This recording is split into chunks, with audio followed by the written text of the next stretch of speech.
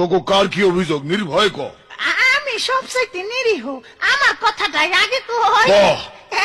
মানুষে কথায় কথায় কয় ছাগলে কি না খায়, আচ্ছা আমরা কি সব খাই? খাস তো। এক পয়সা কথা কয়ে না, বহুত মানুষে ঘুষ খায়, আমরা কি ঘুষ খাই? আমরা তো কেবল ঘাস খাই, বলতে পারেন ঘাস কর ঘুষ কর না। হ্যাঁ বুঝছি বুঝছি, এই যে কুকুর তোর আবার কি? ছাগল ভাইয়ার কাউনের কথায় আমার একটা কথা মনে পড়লো। কথায় কথায় মাইছে এইটাও কয় যে কুকুরের পেটে ঘি হজম হয় না। কথাটা কি মিছা?